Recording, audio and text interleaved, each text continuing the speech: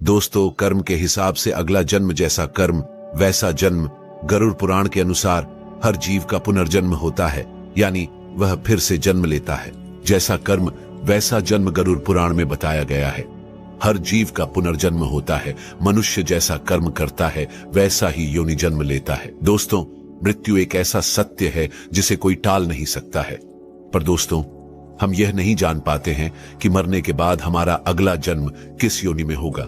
लेकिन गरुड़ पुराण में जन्म मरण कर्म के बारे में विस्तृत रूप से जानकारी दिया गया है। गरुड़ पुराण के मुताबिक मृत्यु के बाद मनुष्य को कौन सा जन्म मिलेगा, यह उसके कर्म पूर्व जन्म के कर्मों पर निर्भर करता है। अगले और पिछले जन्म के बारे में जानने की उत्सुकता अधिकांश लोगों में होती है। अगले जन्म को लेकर लोगों के मन में जिज्ञासा होती है कि वे मनुष्य बनेंगे या पशु या फिर कीड़े मकोड़े। यदि इंसान बनेंगे, कई लोगों के मन में यह भी सवाल आता है, महिला के रूप में जन्म लेंगे या पुरुष के रूप में। हिंदू धर्म में ऐसा उल्लेख मिलता है कि जो इंसान जन्म लेता है उसकी मृत्यु अवश्य होती है। परंतु क्या आप जानते हैं कि मनुष्य मरने के बाद कौन सी योनि में जन्म लेता है? गरुड़ पुराण हिंदू धर्म के महापुराण में से एक है।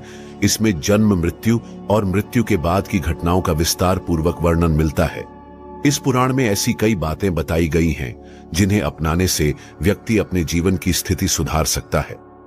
इन महापुराण में गरुड़ पुराण बहुत महत्वपूर्ण है, जो कि सनातन धर्म में किसी व्यक्ति की मृत्यु के बाद पढ़ा जाता है। गरुड़ पुराण में इसमें व्यक्ति के चरित्र के बारे में भी बताया गया है। ईश्वर की दृष्टि में जो अच्छे कर्म यानी आपके काम होते हैं उसे पुण्य कहा जाता है, और जो बुरे कर्म होते हैं उन्हें पाप कहा जाता है। गरुड़ पुराण में और कठोपनिषद में उल्लेख मिलता है कि मनुष्य धरती पर जो कुछ भी पाप करता है उन सभी पापों की अलग अलग सजा बारी बारी से मिलती है। गरुड़ पुराण के अनुसार जो व्यक्ति अच्छे कर्म करता है उसे स्वर्ग में जगह मिलती है, वहीं बुरे कर्मों के लिए नर्क का सामना करना पड़ता है। आज हम आपको इसी के बारे में बताने जा रहे हैं। दोस्तों, गधे, कुत्ते, बिल्ली, सांप, बंदर, गिरगिट, बकरा, भेड़िया, गाय, कछुआ, कीड़े मकोड़े, कोई पशु पक्षी, पेड़ पौधे, स्त्री में जन्म इत्यादि में हर पापी मनुष्य का जन्म होता है। यहां सबसे पहले आपको यह जानना जरूरी है, क्या सच में पूर्ण जन्म होता है? मित्रों, इस बात को एक उदाहरण से समझते हैं। एक समय की बात है, एक आश्रम में गरुड़ पुराण के महान आचार्य अगस्त्य मुनि अपने दिव्य आसन पर बैठे हुए थे। तभी उनके शिष्य उनके पास पहुंचे और प्रणाम कर बोले, हे गुरुदेव, आप त्रिकालदर्शी हैं। आप जानते हैं कि जो जीव मनुष्य जन्म लेता है वह अपने पिछले कर्मों के अनुसार फल भोगता है। हे गुरुवर, मैं जानना चाहता हूं कि पाप करने वाले मनुष्य के साथ मृत्यु के बाद उसके शरीर से आत्मा निकलने के बाद क्या होता है? क्या उसे कभी मुक्ति मिलती है या वह जन्म जन्मांतर तक कष्ट भोगता रहता है? शिष्य की यह बात सुनकर अगस्त्य मुनि मुस्कुराए और बोले, हे वत्स, यह प्रश्न बहुत गहन और महत्वपूर्ण है, जो मानव जाति के जीवन, कर्म और उसके फल पर आधारित है। मैं तुम्हें एक ऐसी कथा सुनाता हूं जो न केवल तुम्हारे इस प्रश्न का उत्तर देगी, बल्कि हर मनुष्य के लिए एक चेतावनी और प्रेरणा भी होगी। तुम इस कथा को पूरे ध्यान पूर्वक अंत तक सुनो। अगस्त्य मुनि बोले, हे वत्स, यह कथा गरुड़ पुराण की कथा है, और जो इस कथा को आधा अधूरा सुनता है उस पर भारी संकट आ जाता है, क्योंकि आधा अधूरा ज्ञान विष के समान होता है। जो मनुष्य इस कथा को पूरे ध्यान पूर्वक अंत तक सुन लेता है और समझ लेता है, वह इस संसार के सभी पापों, क्रोध, मोह और बंधनों से मुक्त हो जाता है। इसके बाद अगस्त्य मुनि अपने शिष्य को कथा सुनाने लगे। प्राचीन समय में एक गांव में एक व्यक्ति रहता था जिसका नाम दुर्जन था। वह बहुत धनी था, लेकिन उतना ही क्रूर, स्वार्थी और अधर्मी भी था। उसका जीवन केवल भोग विलास और दूसरों को नीचा दिखाने में ही बीतता था। दुर्जन के माता पिता वृद्ध हो चुके थे। उन्होंने अपने जीवन भर मेहनत करके उसे सुख सुविधा दी थी, लेकिन दुर्जन ने अपने माता पिता को अपने जीवन से बेदखल कर दिया। उसने अपने माता पिता को घर के एक कोने में एक जानवर की तरह रखता था। वह उन्हें ठीक से भोजन भी नहीं देता था, ना ही उसे देखभाल करता था। एक दिन उसकी मां ने रोते हुए कहा, बेटा, हमने तुम्हें पालने के लिए अपने जीवन के हर सुख का त्याग दिया। क्या आज हमारा यही स्थान है? दुर्जन ने कठोर स्वर में जवाब दिया, तुम दोनों अब मेरे किसी काम के नहीं हो। मैं तुम्हारे लिए और सहन नहीं कर सकता। यह दुर्जन का स्वभाव केवल अपने माता पिता के प्रति ही नहीं बल्कि दूसरों के प्रति भी निर्मम था। वह गरीबों का शोषण करता, निर्दोष जानवरों को मारता और झूठ छल कपट से अपना साम्राज्य बढ़ाता गया। उसे विश्वास था कि उसके धन और शक्ति के कारण कोई उसका कुछ नहीं बिगाड़ सकता है। समय बीतता गया और एक दिन दुर्जन की किसी घटना में मृत्यु हो गई। उसकी आत्मा यमलोक पहुंची, जहां धर्मराज उसके कर्मों का लेखा जोखा कर रहे थे। धर्मराज ने कठोर स्वर में कहा, दुर्जन, तुम्हारे जीवन में एक भी ऐसा कर्म नहीं है जिसे पुण्य कहा जा सके। तुमने केवल अपने स्वार्थ के लिए पाप किए हैं। तुम्हें नर्क की भयंकर यातनाएं सहनी होंगी। इसके बाद तुम्हें ऐसे योनियों में जन्म लेना होगा जहां केवल कष्ट ही कष्ट है। दुर्जन को यमदूतों द्वारा नर्क के विभिन्न क्षेत्रों में ले जाया गया अग्निकुंड, जहां उसे अपने निर्दोष जानवरों की हत्या के पाप के लिए जलाया गया। फिर उसे शिला यातना दिया गया, जहां उसने माता पिता के अपमान के कारण उसे लोहे की शिला से कुचला गया। फिर उसे अंधकार की सजा दिया, जहां उसने गरीबों का शोषण करने के कारण उसे एक घोर अंधकार में डाला गया, जहां उसे भय और तड़प का अनुभव हुआ। फिर भूख प्यास का दंड दिया गया, जहां उसे प्यास से तड़पता रहा, लेकिन उसे केवल जहर पीने को दिया गया। फिर पुनर्जन्म का चक्र लौट आया, जहां उसे नर्क की यातनाएं झेलने के बाद धर्मराज ने घोषणा की, अब तुम्हें अपने कर्मों के अनुसार पशु योनि में जन्म लेना होगा। दुर्जन का जन्म एक गिद्ध के रूप में हुआ। उसे सरा गला मांस खाना पड़ा और वह हमेशा असुरक्षित और तृष्णा से भरा रहा। लेकिन उसका कष्ट यही समाप्त नहीं हुआ। उसने अगले कई जन्मों तक कीट, सांप और अन्य निम्न योनियों में जन्म लिया। फिर कई योनियों में भटकने के बाद दुर्जन की आत्मा ने प्रायश्चित करने का निश्चय किया। अगले जन्म में उसने एक गरीब किसान के घर जन्म लिया। उसने अपने जीवन को धर्म और परोपकार के मार्ग पर समर्पित कर दिया। वह अपने माता पिता की सेवा करता था, दूसरों की सहायता करता और भगवान का ध्यान करता। फिर एक दिन उसके सपने में यमराज ने आकर कहा, तुमने अब सच्चे मन से प्रायश्चित किया है। तुम्हारे पुण्य कर्मों ने तुम्हारे पापों को धो दिया है। अब तुम्हें मानव जन्म में मुक्ति का अवसर मिलेगा। सेवा, सत्य और धर्म का पालन करते रहो मित्रों। फिर कथा समाप्त कर आचार्य अगस्त्य मुनि उनके शिष्य से कहते हैं, भंते, यह संसार कर्मों का दर्पण है। जो जैसा करेगा वैसा भोग भोगे। मनुष्य को हमेशा यह ध्यान रखना चाहिए कि माता पिता की सेवा, दूसरों की सहायता और ईश्वर का ध्यान ही सबसे बड़ा धर्म है। जो मनुष्य अपने माता पिता का अपमान करता है, दूसरों को कष्ट देता है, उसे न केवल नर्क में भयानक यातनाएं मिलती हैं, बल्कि वह जन्म जन्मांतर तक दुख भोगता है। लेकिन जो अपने कर्म सुधार है, वह इस चक्र से मुक्त हो सकता है।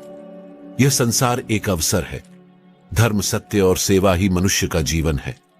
मनुष्य को यह समझना चाहिए कि मृत्यु के बाद केवल उसके अच्छे कर्म ही उसके साथ जाते हैं। मित्रों, यह कथा हमें यह सिखाती है कि जीवन क्षण भंगुर है, लेकिन कर्मों का चक्र अनंत है। हर पाप का दंड और हर पुण्य का फल निश्चित होता है। दोस्तों, माता पिता के चरणों में स्वर्ग है और उनका सम्मान और सेवा सबसे बड़ा धर्म है। जो इस सत्य को समझेगा वह न केवल इस जीवन में सुखी रहेगा, बल्कि मृत्यु के बाद भी उसे शांति और मोक्ष प्राप्त होगा। हे मनुष्य, अपने कर्मों पर ध्यान दो। स्वार्थ, पाप और अहंकार को त्यागो। धर्म, सत्य और सेवा को अपनाओ, क्योंकि यही जीवन का सबसे बड़ा सत्य और मार्ग है। दोस्तों, गरुड़ पुराण हमें सिखाते हैं कि मनुष्य की जीवन उसके मृत्यु और पुनर्जन्म के कर्मों के अनुसार होता है।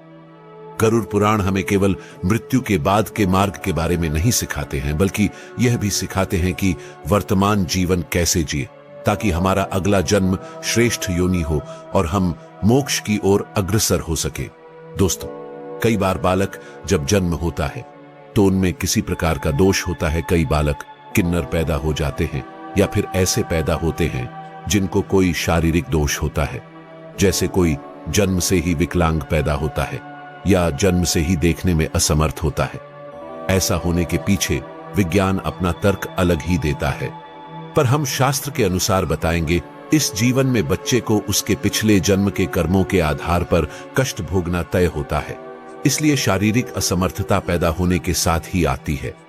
गरुड़ पुराण में लिखा हुआ है कि पांडव भाइयों को अलग अलग घरों में जन्म अपने अपने कर्म के अनुसार मिला था। गरुड़ पुराण में विस्तार से बताया गया है कि जब तक शिशु मां की कोख में रहता है तब तक उसे पिछले जन्म का सब कुछ याद रहता है। उसे यह भी स्मरण होता है कि उसने पिछले जन्म में क्या क्या कर्म किए, और दुखी होकर वह जीव ईश्वर से यही प्रार्थना करता है कि इस जीवन में वह सत्कर्म करेगा और भगवान का नाम जपता रहेगा। शिशु माता के गर्भ से निकलकर इस पृथ्वी लोक पर आता है। ईश्वर की उसकी स्मृति खत्म कर दी जाती है, यानी कि उसके दिमाग से पिछले जन्म का बातें भुला दिया जाता है और वह जीव फिर से सब कुछ मोह माया में कुछ ऐसा उलझ जाता है कि परमात्मा के लिए उसके पास समय ही नहीं बचता है। आइए अपने टॉपिक पर वापस आते हैं। किस क्रम के अनुसार से मिलता है? अगले अलग अलग जन्म। पहले कछुए का जन्म, माता पिता को कष्ट पहुंचाने वाली संतान या भाई बहन को प्रताड़ित करने वाले मनुष्य कछुआ की योनि में जन्म लेती है। कई बार गलत कार्य करने वाले यह सोचते हैं कि कोई उन्हें देख नहीं रहा है, इसीलिए कई बार लोग ऐसे पाप कर देते हैं जिनके गंभीर परिणाम इस जीवन अलावा अगले जीवन में भी भुगतने पड़ते हैं। दोस्तों, कछुए का जीवन काल बहुत लंबा होता है। कछुआ 20 या 30 साल नहीं जीता, बल्कि उसका जीवन काल 200 से 300 वर्षों के बीच का होता है। यानी कि इस अपराध की सजा बेहद लंबी है और बहुत कठिन है। स्त्री का जन्म किसे मिलता है? गरुड़ पुराण के अनुसार जब आत्मा को नया जन्म मिलता है तो जन्म पुरुष का हो या स्त्री का, आत्मा को उस शरीर के अनुरूप व्यवहार में ढलकर अपना कर्म करना होता है। शरीर के जरिए कर्म करके ही एक आत्मा अपने जन्म के उद्देश्य को सार्थक भी बना सकती है और निरर्थक भी। अच्छे कर्म करके आत्मा मुक्ति के मार्ग की ओर अग्रसर हो सकती है और बुरे कर्म करके अपनी स्थिति को भविष्य में बदतर बना सकती है। यदि कोई पुरुष महिलाओं वाला आचरण करता है, स्वभाव में महिलाओं वाली आदत ले आता है, तो ऐसे पुरुषों को अगले जन्म में स्त्री का रूप मिलता है। बंदर की योनि इस जन्म में मनुष्य योनि मिलने का अर्थ यह नहीं है कि अगला जन्म भी इसी योनि में मिलेगा, क्योंकि जीवन मरण और अगला जन्म सब कुछ कर्मों के आधार पर ही तय होता है।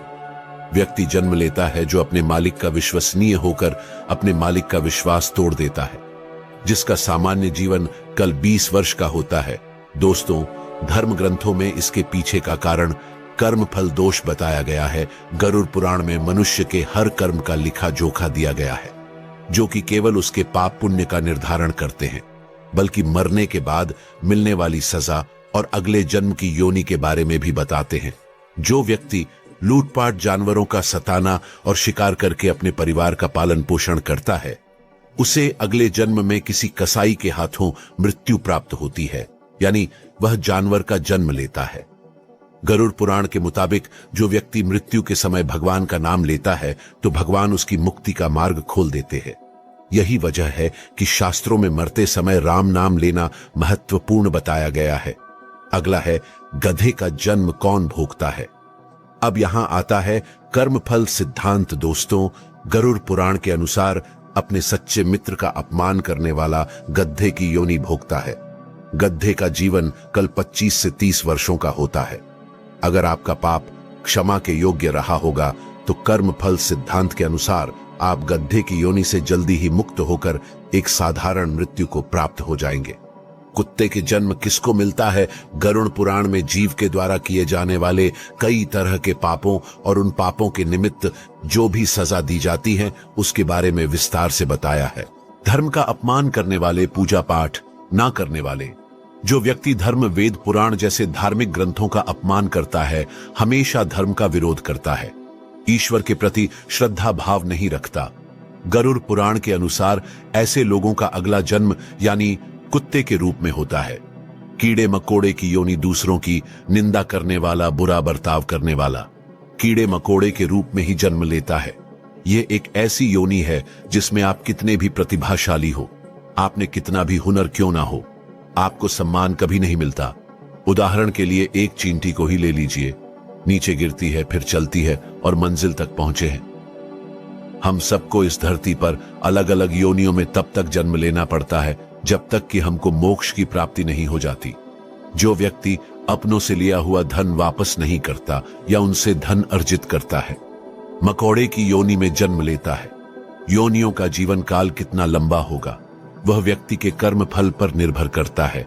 छछूंदर का जन्म किसे मिलता है?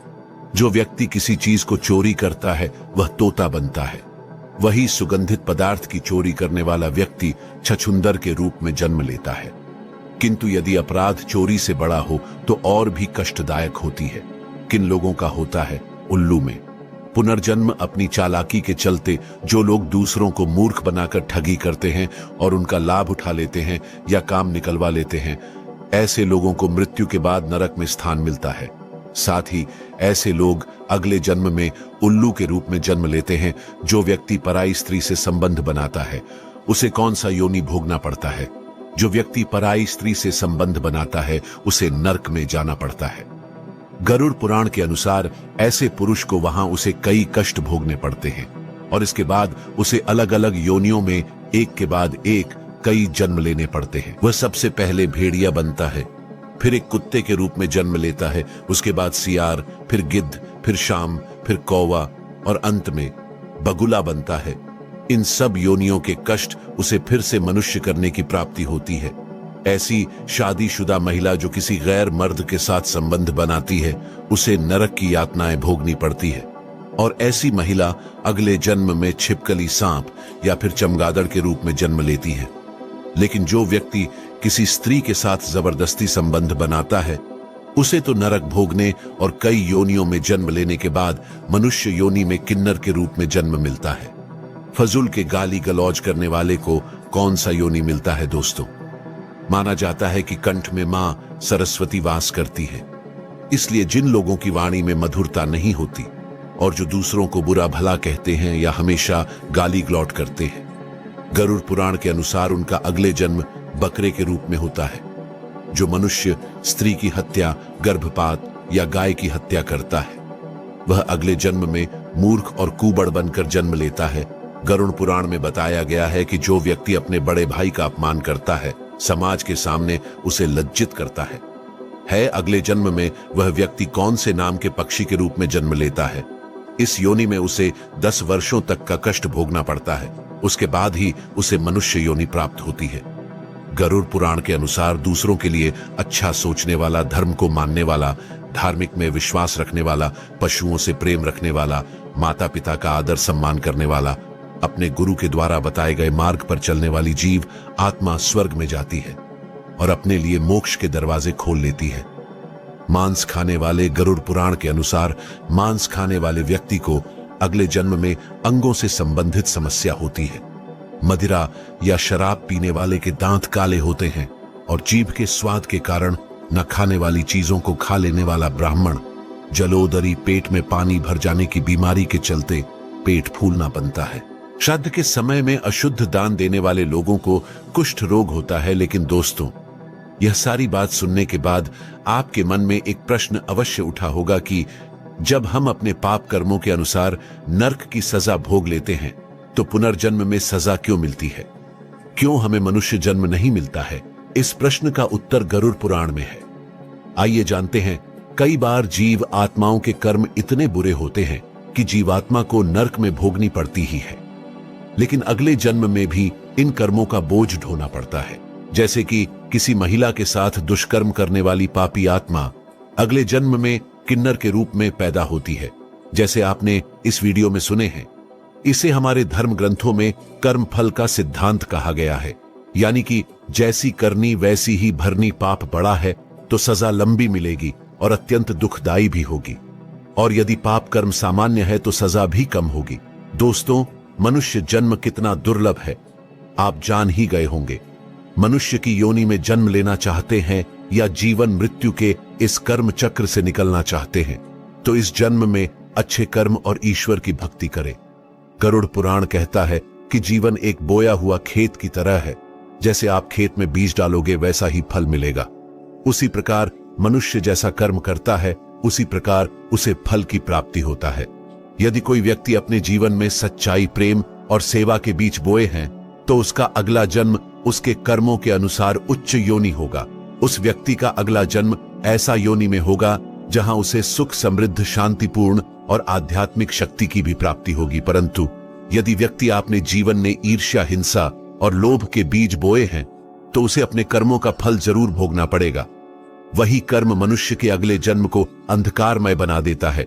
वह मनुष्य निम्न योनि में जन्म लेता है, जैसे पशु, कीड़ा, मकोड़ा, कुत्ता, बिल्ली में जन्म लेता है, यहां तक कि उस मनुष्य की आत्मा को नरक की ओर प्रस्थान कर देता है, जहां आत्मा विभिन्न यातना दिया जाता है।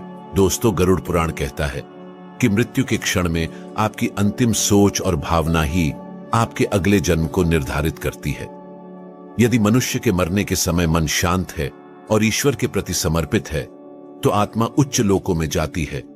वही मनुष्य के मरने के समय यदि मन अस्थिर है और सांसारिक इच्छाओं में फंसा है, तो आत्मा को पुनर्जन्म के चक्र में लौटना पड़ता है। गरुड़ पुराण हमें यह भी बताया गया है कि आत्मा का पुनर्जन्म का उद्देश्य आत्मा को शुद्ध करना होता है। आत्मा बार बार जन्म इसीलिए लेती है ताकि वह अपने कर्मों का फल भोग सके और ईश्वर की ओर बढ़ सके। प्यारे साथियों, आज के लिए बस इतना ही। उम्मीद करते हैं इस वीडियो के माध्यम से दी गई जानकारी आपको पसंद आई होगी। साथियों, अगर ये वीडियो आपको पसंद आई हो तो लाइक और शेयर जरूर कीजिएगा। फिर मिलेंगे अगली वीडियो में नई सिक के साथ। तब तक अपना ख्याल रखें और हमेशा मुस्कुराते रहिए। और हाँ, वीडियो को अंत तक देखने के लिए आपका बहुत बहुत धन्यवाद।